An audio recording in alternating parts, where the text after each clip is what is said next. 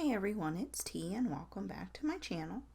For this video, we're going to be discussing the Amityville hauntings.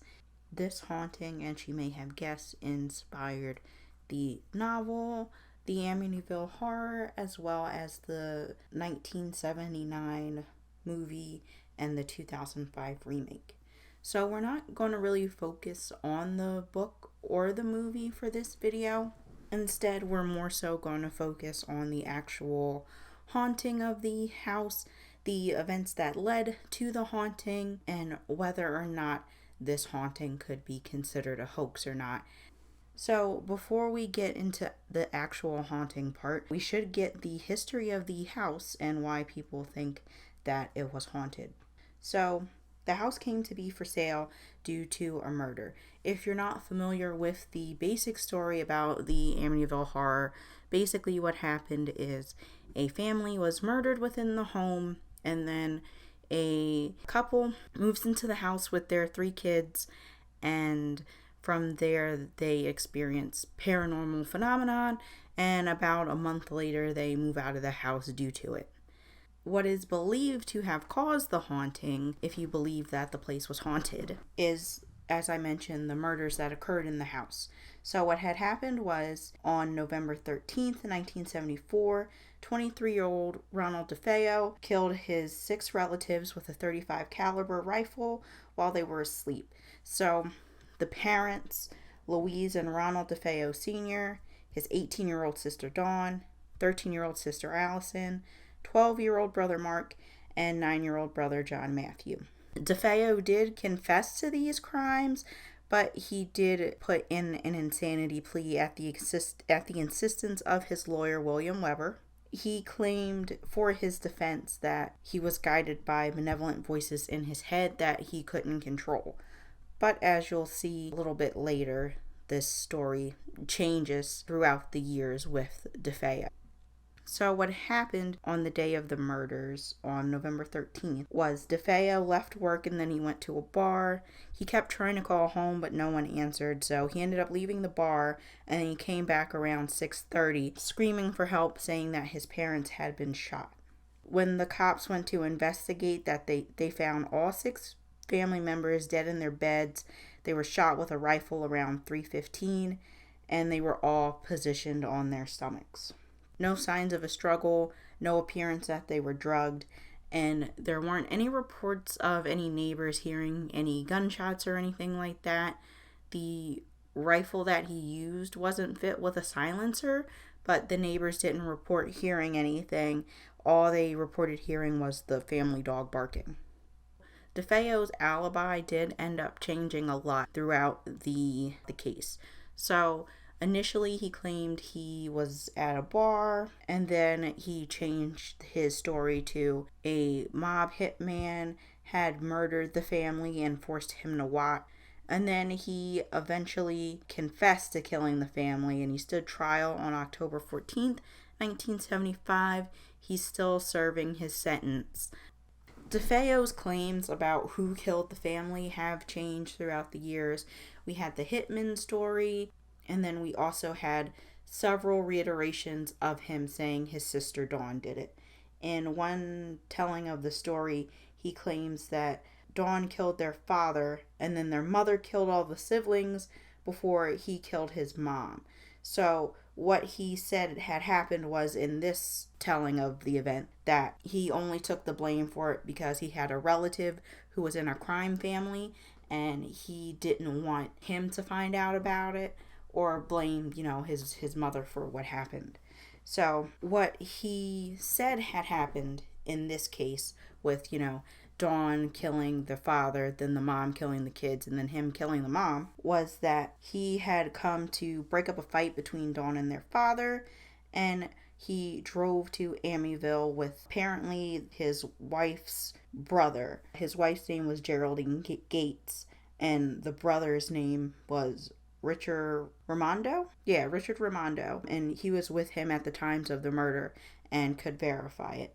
It turns out later that when DeFeo was filing a 404 motion to get his sentence lessened or overturned, it came out that Geraldine wasn't married to him at that time that he said.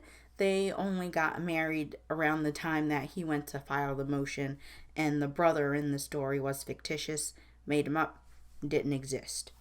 There's another version of events where DeFeo claims that Dawn and an unknown assailant who fled the house before he could get a look at him killed his parents, and then Dawn subsequently killed the kids, and he ended up killing Dawn by accident. They were struggling for the rifle, and he ended up shooting her.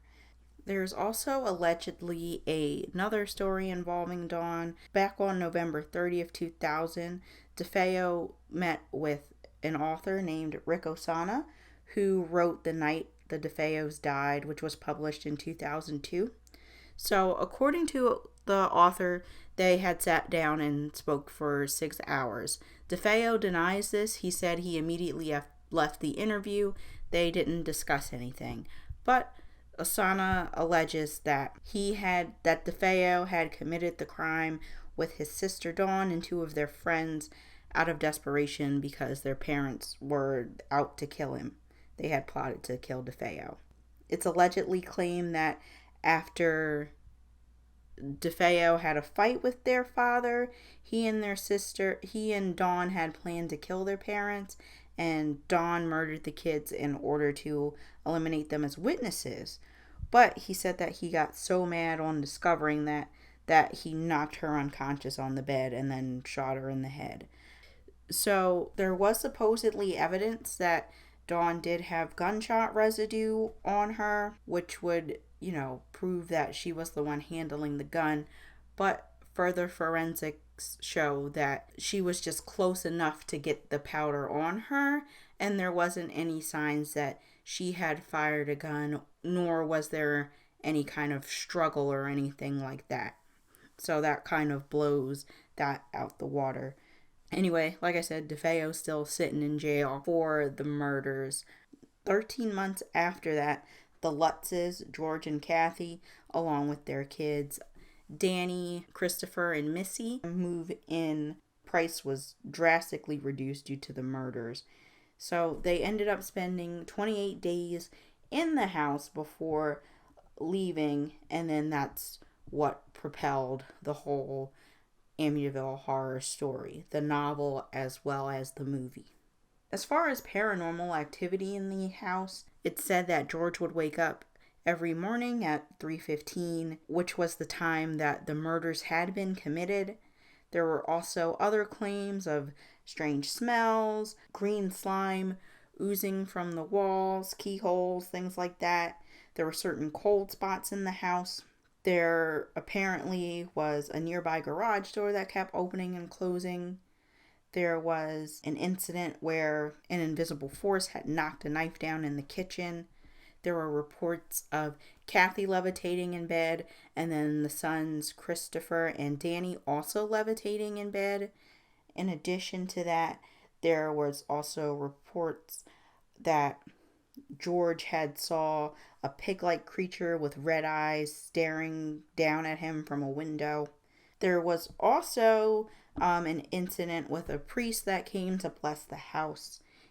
It's reported that the priest had heard someone say, "Get out" to him as he was going to bless a room. And he told the Lutzes, don't sleep in that particular room because he heard that. It's also worth mentioning that George did dabble in the occult.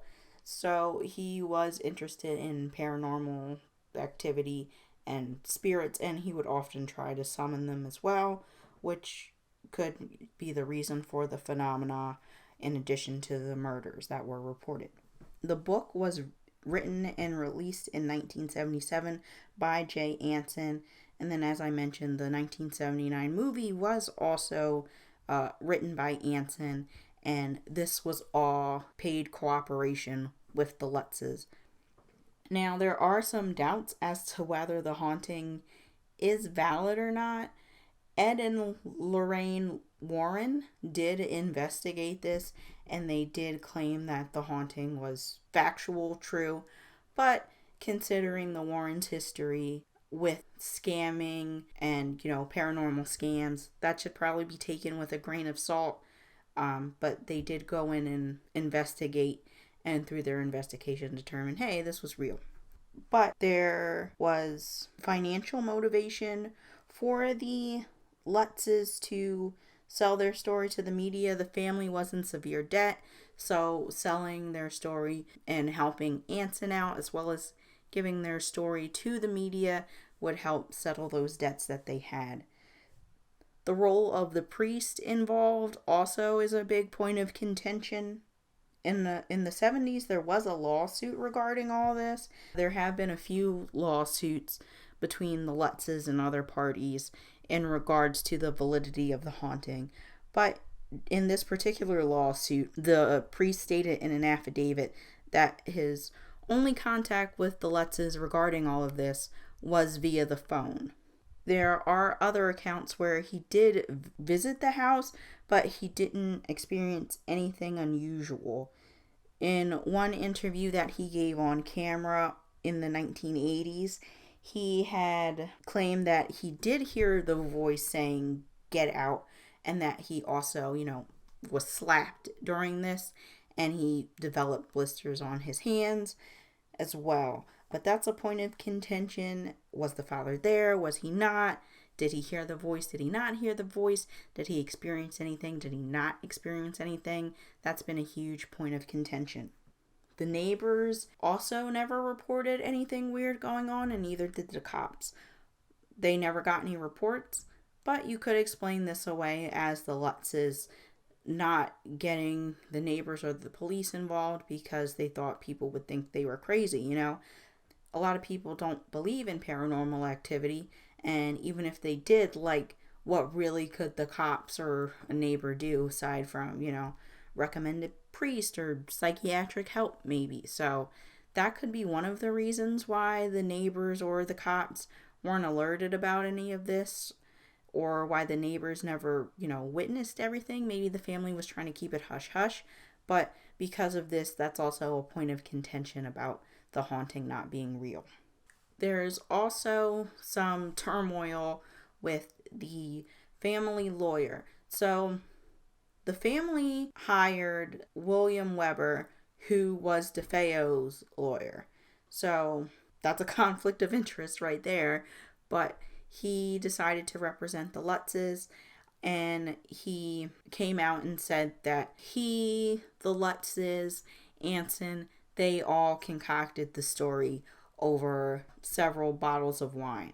So basically saying that everything was fabricated.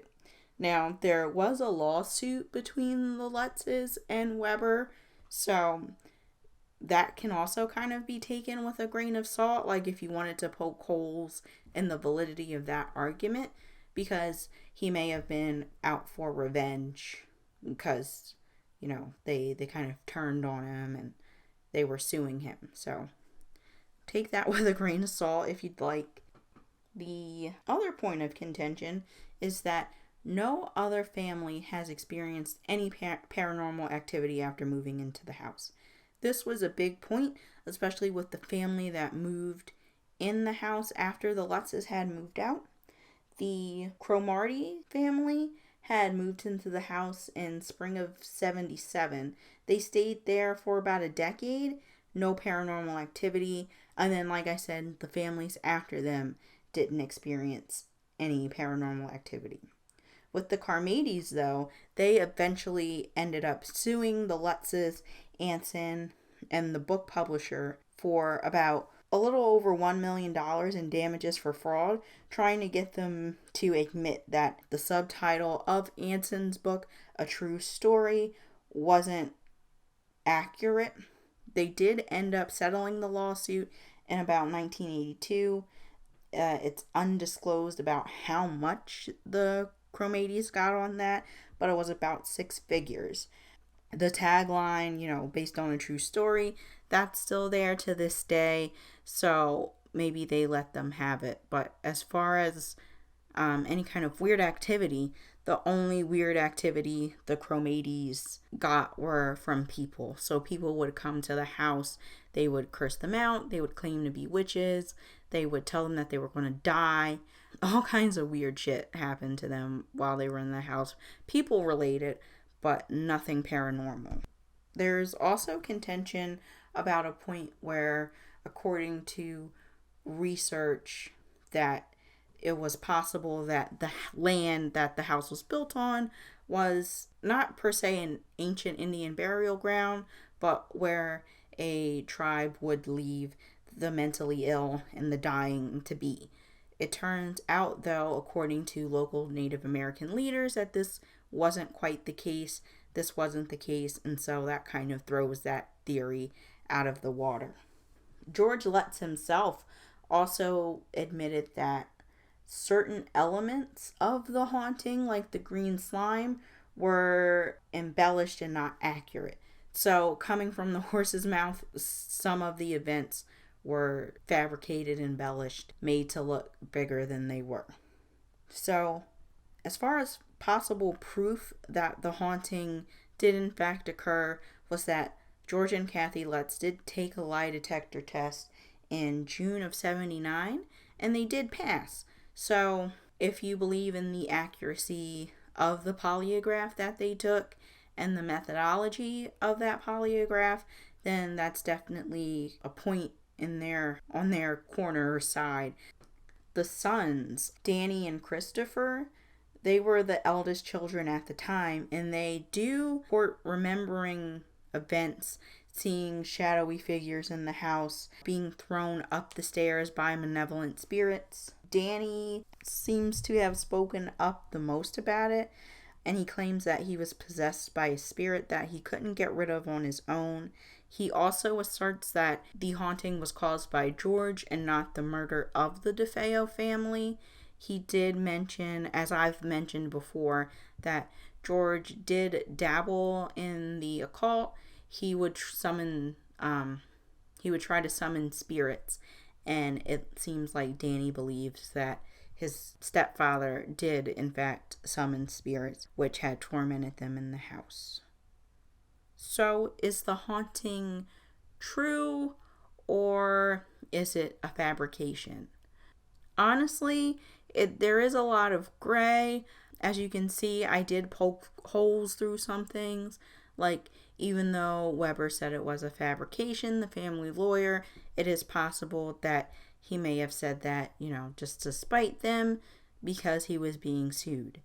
But there's a lot of evidence that would suggest that the haunting did not exist or didn't happen, more than there is evidence that the haunting did happen. So personally for me, I'm inclined to believe that this was kind of a money-making machine hoax. And it became a hell of a machine. I mean, there's, about 17 Amityville Horror movies out there. There's lots of books on the haunting. Lots of other kind of movies that piggyback off of the haunting. So, honestly, it was probably just to capitalize off of the media attention and to make money, in my personal opinion. What do you guys think? Do you think the Amityville hauntings are real, or do you think it was a hoax? Let me know in the comments below. Thanks for watching, guys, and I'll see you next time. Bye, bye, bye, bye.